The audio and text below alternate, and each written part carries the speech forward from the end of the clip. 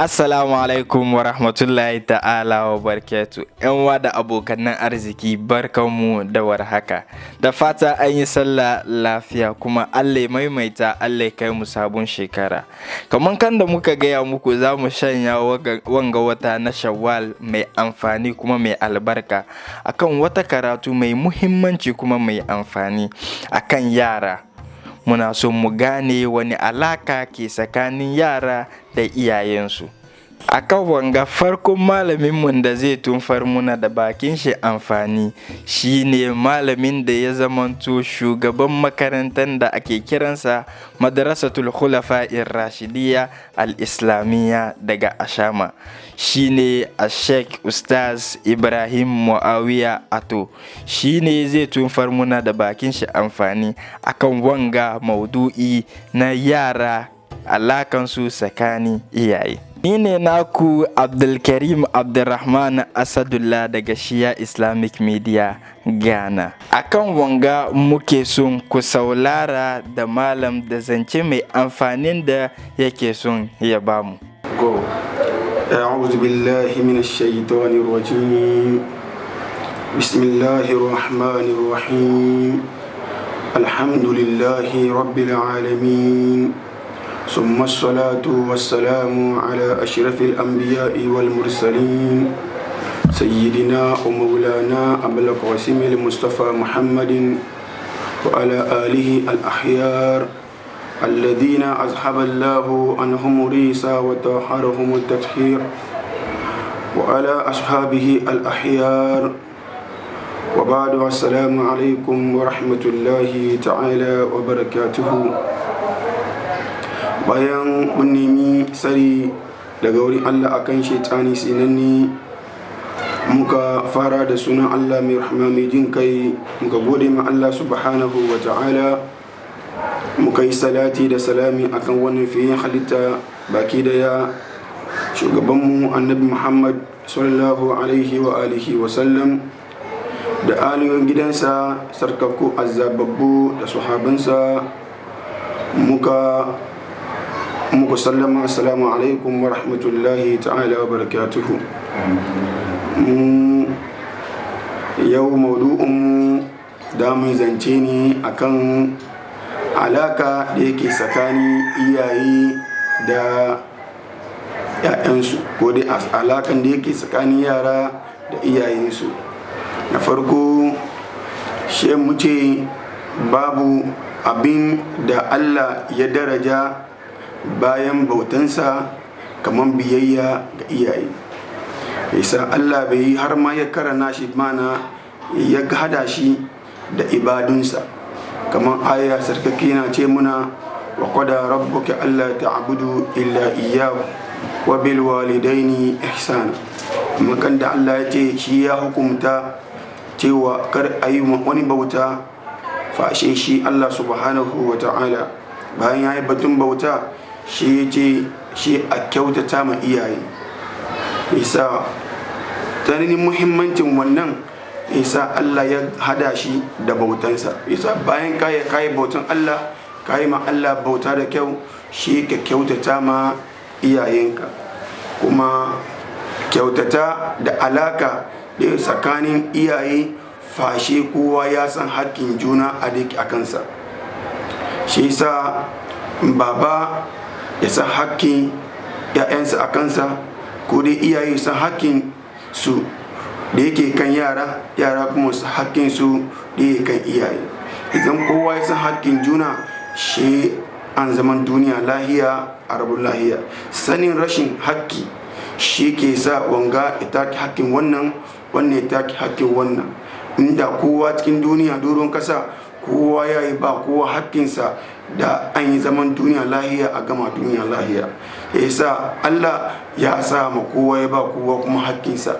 Ya ce kai ko idonka yana da hakki a kanka, kunnuwanka suna da hakki a kanka, bakinka suna da hakki a kanka.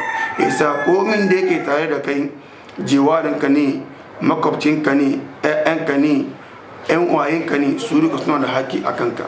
Shi yasa ɗaya daga cikin a'imma mu na uku da suna imam zainul abidin shine imam aliyu bin hussein zainul abidin as-sajjad. shi akwai wani littafi da aka sama risalatul hukuk.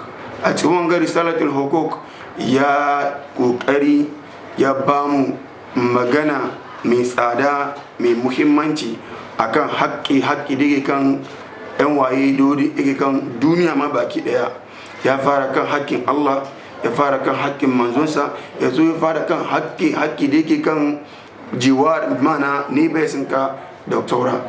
Amma mun kan da mu doki nan muna son mu doki haƙƙin baba da haƙƙin umma, sannan mu zo mu yi batun haƙƙin alaka da yake tsakani. Da mu koma cikin wannan littafi da aka ce marisalatul hukuk, iza ka ce haƙƙi shine ka san abin da ya zama wajibi a kanka, hukumci da yake kanka. malum suka ce aka ce haƙ imma ya zama wajibi ko ya zama hukum. Idan muka je cikin wannan, imam zainul abidin ya fara da cewa idan ka san kaman wa wasaina al-insana biwalidai ihsana hamalatu ummuhu kurhan wa wada'atuhu kurhan. Allah ya ba a Qur'ani yana cewa mu yi wasici, bi ma'ana mu advice mutum cewa ya kyautata ma iyayensa, especially uwarsa. Me yasa? Domin ummansa ta yi cikinsa akan wahala kuma ta aje shi akan wahala. Wa hamluhu wa fisaluhu 30 shahran. Cikin mai ce aikin cikinsa da shayar da isa duka yana kan watanni guda 30. Isa yana gwada ma cewa ummanka ta yi kokari ta rike ka, kafanka ita ne kafanta, cinka shine cinta, idonta take duba ka da shi, komai ita take maka, kana baka ganin duniya ita take duba ma duniya kake haraka da shi. Ka gan wannan sai wanga aiki da ta maka ba ka iya ka ce ma kaya ka biya ta, balle ka ce ka yi wani abu ka bata. Shi yasa imam na ce muna bai sai wurin ba, yana ce fa haqqu an ta'lamu anna hamalatka haisu la yahmilu ahadan ahada. Wai ka sani hakki uwa a kanka shine ka san ita ta yi cikinka a yayin da kowa bai kai cikinka ba. Ita uwa ita ta yi cikinka.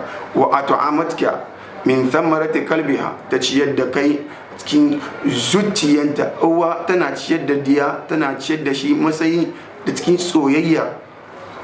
Ma la yut'imu ahadan ahada, abinda kowa bai samu ya ciyar da a ciyar da kai, amma ita ta ciyar da kai a wannan ciyewa. Wa annaha waqatak bi sam'iha wa basariha wa yadiha wa rijliha.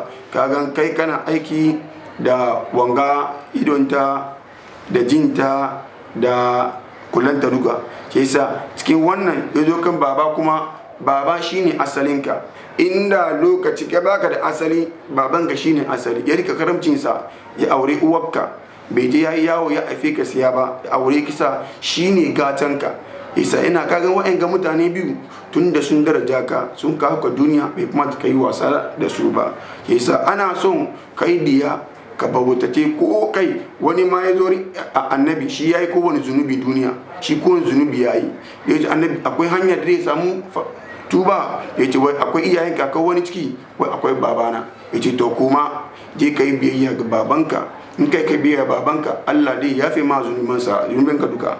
Amma da ya wuce shi annabi ya ce masu haba, ya ce wai inda uwarsa ne da ya samu sarki da maza. Ya gani imana inda uwa kenan da an yafe masa zunubansa kap da maza. Amma baba ma an yafe masa, amma ya jima. Yasa mana kaga uwa, especially uwa, muna mun san tarihin ga wani zo wurin annabi ya cinye samu ware bai ce ka ba uwarka, wadan ba kuma uwarka so uku, sannan ya ce furma ce na ce wace ubanka. Isa kaga wa'anga sun kiyaye ka, babanka ya rik shine asalinka. Idan ka yi wanga yan shege ne babanka ya faru, amma babanka bai haka nan ba, shi kokari ya rika ka. Kuma iyaye ana son kuma ku kiyaye hakki yara, ku kai su karatu su fahimta wanga dokoki. Makaranta shi dai sa yaro ya fahimta wanga abu. Da skuru in ya kai a kashi su, domin ka a bar yaro haka nan ba karatar da shi ba, shi yake sa a yi shaye-shaye a zama yaran banza. Yasa wannan muke son bayan Allah a fahimta, alaka ba zai yi ba fashe kowa ya san hakkin dan uwansa da yake a kansa. Hakkin ka ne yaro kai biyayya ga iyaye, hakkin ka ne yaro in ba ban kai komin da dai sa kai dole kai, amma ban da shirku.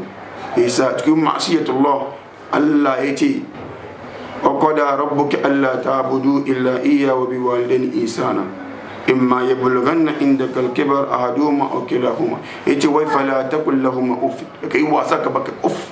Idan ka ce uff, wani ma kai magana ka damu fuska yana cikin uff.